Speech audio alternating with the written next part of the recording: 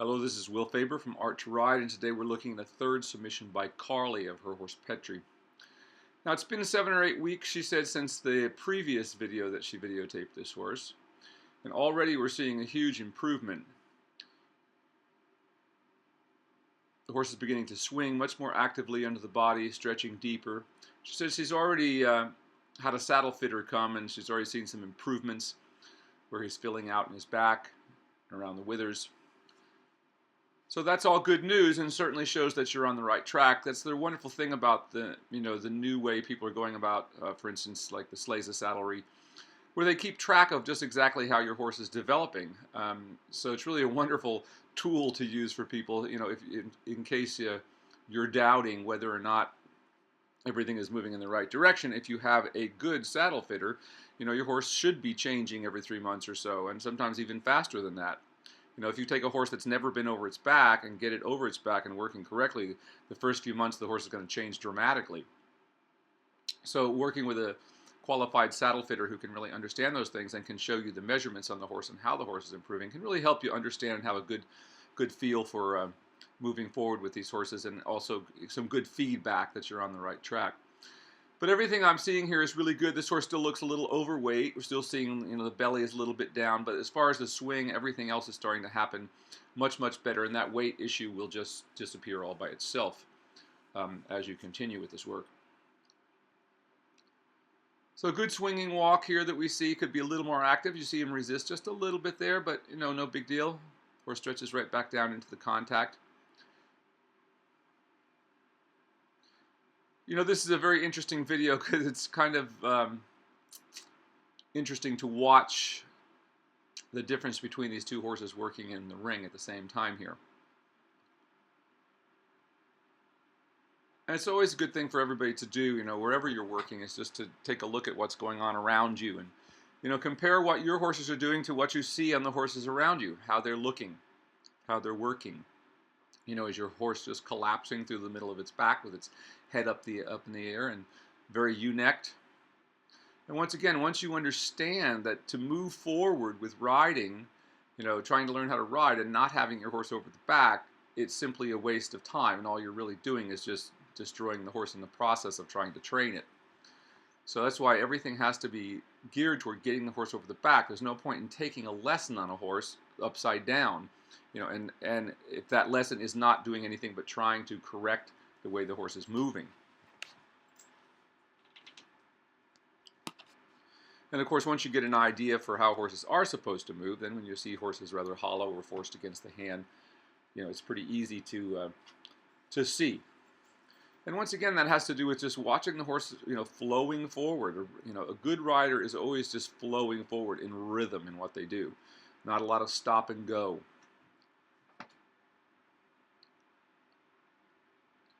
We see so many people today that are just constantly pulling their horses back and stopping them, holding them against their hands. That's really not how horses ever develop. You've got to get into a flow and a sense of rhythm for anything to really happen.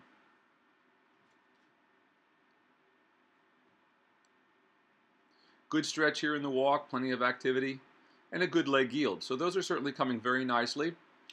Now, she says she's had a little trouble with the shoulder ends. And once again, just know that that will come in time. And know that the difference between a shoulder in and a leg yield is simply the degree of bend. Once the horse is bent, you can call it a shoulder in. If it's not bent, it's still a leg yield even if you're going down the track. We tend to call that a shoulder forward, just to differentiate between the point of, is it a real shoulder in or is it just the beginnings of shoulder in? But once again, we can see this horse is still a little overweight there. We see the belly is still a little bit pendulous there through the flanks. We'd like to see that draw up. And as the horse does progress here, it does begin to draw its belly up quite a bit, so that's a good sign. But everything I see happening here is the right thing that's going to lead you in the right direction to a horse that's trained and enjoyable to ride. And of course, that lasts a long time. And that's the biggest problem. People just don't understand that if you ride your horse hollow, it's just like driving your car with no shocks and with the brakes on all the time. You're going to destroy the car in a very short period of time. Well, the same thing happens to horses, All the movement when we ride horses has to be taken in these little tiny joints inside the horse's feet and legs. And of course, when we don't have a horse working over its back, all that tension goes into the actual joints themselves rather than into the soft tissue. So always bearing that in mind. And that's why we, once you understand this work, that, we must have the horse over its back for anything to be healthful for the horse. If the horse is just collapsing through the middle of its back, whenever you're trying to do what you're doing, you're putting a great deal of stress and strain on the horse's legs. Not to mention confusing the horse mentally, because you're basically asking the horse to do things in a way that's illogical in terms of how the horse thinks.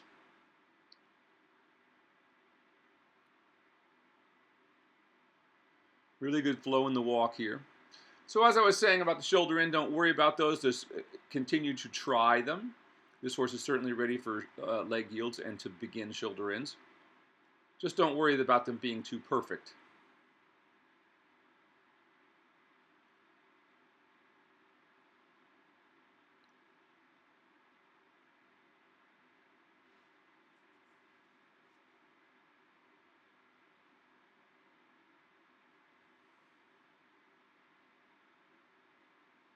And once again, back into a good swing in the walk. It could be stretched a little lower, and it could be a little more active, certainly, but it's certainly coming in the right direction. And what you're going to find as the horse gets fitter and starts to round through its back a little more, and as it takes less time to get the horse to bring its belly up, all this will start happening faster and more easy. But you can just see what you're doing. Once again, this is an interesting contrast between the two horses in this ring, because we see a horse flowing around the ring, and then we see a horse that's kind of struggling to even move forward. So once again, the point being is, once you understand this work, we want to spend as little time as possible with the horse hollow. My rule of thumb is, if I can't get on a horse and stretch it immediately in the walk, then I'm going to work it in hand or groundwork before I get on its back, to be sure I get that working before I get up there. Because the problem is, when you get on a horse whose back is collapsed and it doesn't have the strength to hold you up, what you're going to get is a lot of frustration in terms of the horse and a lot of irregularity in the work. Good. I like how you just let your hands widen there. Once again, that's a good technique that we use just to be able to maintain contact. And that being the most difficult thing in being able to teach a horse to stretch, is just to be able to keep a consistent contact without pulling backwards. Because we never try to pull the horse's head down. We simply take a little bit of contact, making the horse active, and as the horse stretches, we release.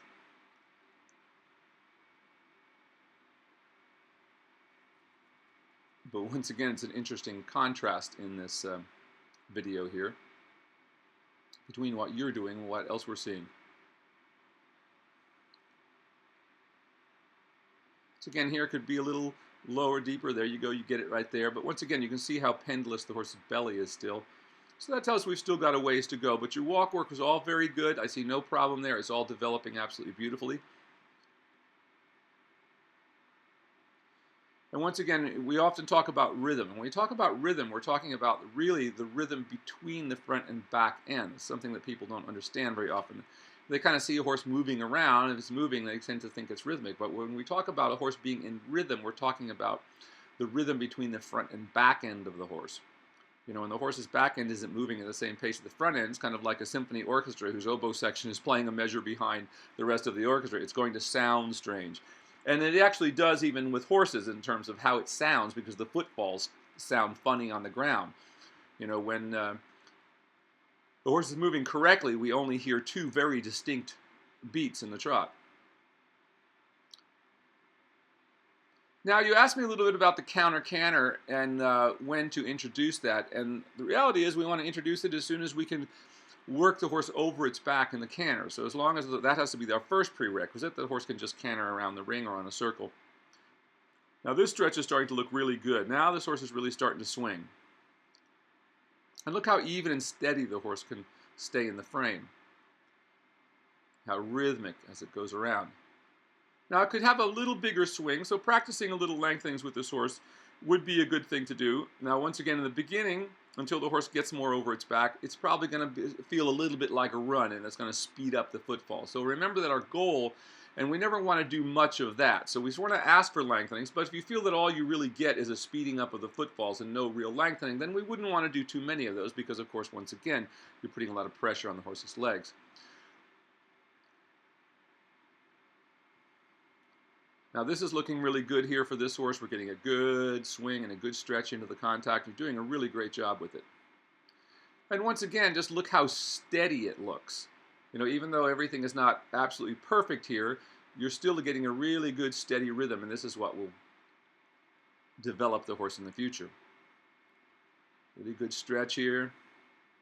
And once again, is this horse ready to come up much? I would say probably not. And once again, until you see this belly go away and the horse really, begin to, actually, as horses develop, you'll see them just like a person. When you bring them out and stand in the cross ties, they're going to be standing there, their abs will be engaged, just like a person who's been physically fit their whole life.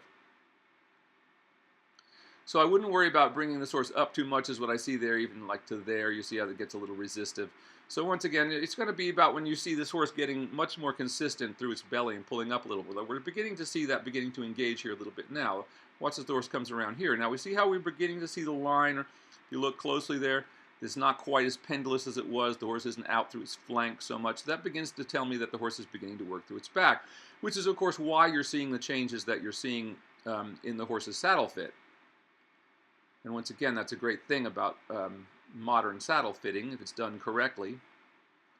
They're taking measurements of your horse. If you ever have a so-called saddle fitter come and they really don't do anything but eyeball the saddle and put it up there, and especially if they have you just simply, if they put it on there and say, okay, it fits, and walk away, which we had that experience many times, which is why my wife ultimately got into saddle fitting, because we were so frustrated with what we were finding when we couldn't get a good person to come out here from the East Coast.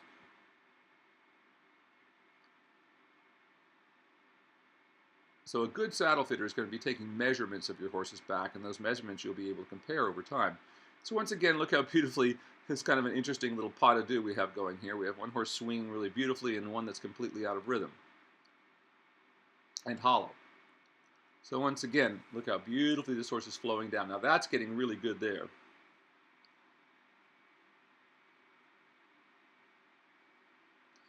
So I think you're on track with everything I'm seeing here. It's just going wonderfully with this horse.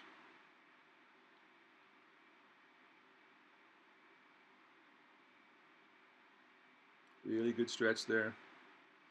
So getting back to the idea of the counter canter. So once you can get the horse to canter and certainly stretch in the canter, I would certainly be doing all of that before I start the counter canter. And once you can have a consistent canter with the horse working over its back, and you can stretch the horse a little bit in the canter, bring it back up, then you're ready to start doing simple counter canter, which is simply out towards the center line and back on the same side. When you can do that, then you can begin to do the short ends, and then ultimately you can do a full circle.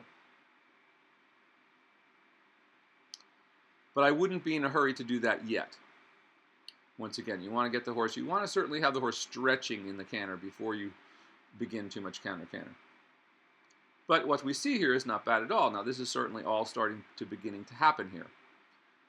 Now while this canter is a little flat, it's pretty nicely over the horse's back for the horse's level of development right here. So this is a good enough canter that I say it's a good enough canter that you can do. I wouldn't do a whole lot of it at this level, just still because of the horse's weight as well. Because remember, the faster you go, meaning if you go up into the canter and then of course the gallop beyond that, the faster you go, the more pressure there is on the horse's feet. Studies have shown that at a gallop, the horse has something like 5,000 pounds of pressure against its front per square inch on its horse's front feet. So once again, why it's so important to get horses over their backs. Now we can see with this horse, even in silhouette, there's a little bit of a drop in the horse's back there, but this is much improved over what we saw before, and is certainly going to completely improve it.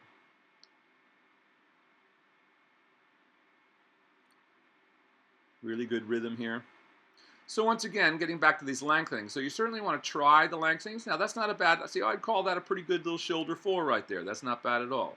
Now once again, it becomes a shoulder in when the horse can bend the full length of its body. Really good stretch here. And once again, don't let anybody tell you, for instance, that what are you doing with your hands so wide? These are just schooling techniques. It's not how we're going to go ride in a horse show. If you take a horse to a horse show, it should certainly be at the point where you're not having to do these kind of, beginner techniques, so to speak, of widening the hands, that when we're just teaching these horses how to do these things. So unfortunately, so much riding training today has come down to just people correcting people's positions while doing nothing about how the horse is moving underneath them, which means you're actually not learning anything at all. You're just on the back of a horse going around and around circles. But this has been an interesting contrast here to watch. Good shoulder 4 right there. And once again, that's That was plenty and just about what the horse would do. And you come back to a really good stretch after that. That's really wonderful, all the way down there. And once again, just look how rhythmic the horse is. That's what we're looking for. Anything that has no rhythm has very little value, just like in music, you know. If you listen to a player who's stopping and starting all the time, you'll soon lose interest. Well, the horse will soon lose interest in you if you're stopping and starting all the time. So once again, good enough canter here. I mean, and I do think this is probably good enough canter that you could pretty much start doing some counter canter here with this horse. It's stretching pretty nicely in the canter, staying pretty nicely over its back. Now, is it a bit on the forehand? Yes, it is, but that's where horses have to start. So once again, to understand that the only way to get a horse off of its forehand truly is to get it working up through its back so that its hind legs can begin to thrust. And that can only work if the horse is working over its back. Otherwise, the thrust doesn't work correctly. It doesn't complete itself by thrusting up into the back. It just sort of hops the hips up and down. Once again, we see people talking about horses feeling like rocking horses. Your horses should not feel like rocking horses. I recently heard a well-known clinician who I've noticed isn't much of a rider, but a big talker, you know, and talking all this stuff. And yet I watch the horses she's working, and they're all hollow and upside down. And then she's talking to people and actually sitting on a little wooden rocking horse, telling people this is what your horse is supposed to feel like. It should rock back and forth. That is not at all what a horse that's correctly trained feels like. The correctly trained horse lifts you in all three gaits and carries you forward without a bunch of rocking back and forth. But when you see horses cantering that look like their hips are higher than their front end, or they're rocking back and forth, that is, the back end is going up, that's not a correct canter. But what you're getting here is a correct canter. And once again, an interesting contrast, you know, watching these two horses going around here. Really good swing there. Now that's about optimal, and that's about, so you have the horses now really starting to swing up and track into the tracks of the front feet.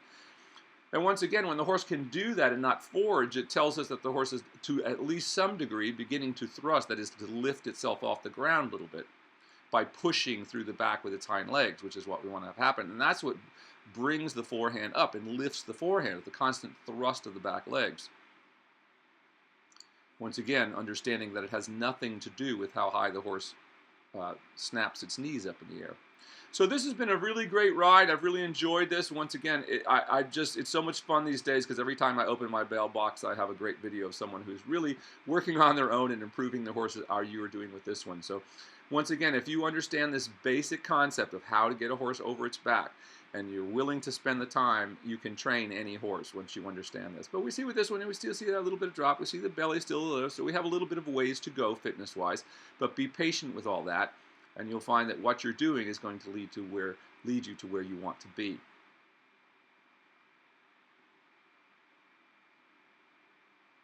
And once again, you'll get there without a lot of struggle.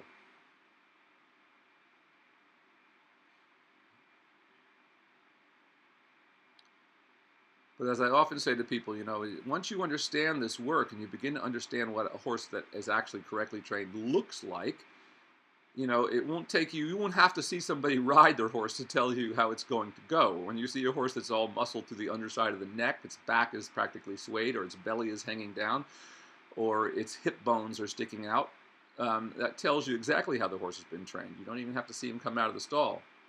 You know, people tell me all the time, well, how do I evaluate, you know, somebody that I may consider taking riding lessons from? Well, first go and watch them and watch how their horses go, and even just look at them in the stalls and look how they're muscled. If they have no top line and their hips are sticking out, you know, like horses that we used to think of, you know, kind of skin and bone horses, you know, with their hip bones sticking out as kind of horses that were, you know, ready for the killer truck, so to speak. And now we're seeing that as being just a standard way horses are going, and people have even forgotten of what a horse is supposed to even look like. So once again, once you get that good idea of what they're supposed to look like, you'll be able to evaluate the things you see going on around you. Are the horses hollow? Is what the person is doing having any real positive effect on the horse, or are they just simply riding the horse around in circles hoping to get through it? But you've done a great job with this, and you're certainly on track. I look forward to seeing this horse improve a lot in the future. I think you're well on your way, and you seem to have a good grasp of these concepts, so that's wonderful, and I hope you're beginning to help some of the people around you. that's what we've seen. We've noticed that at first, whenever the people start working this way, they get a lot of criticism. But then people see how their horses improve. They start wanting to ask them to help them. So good job, and help some others. Super.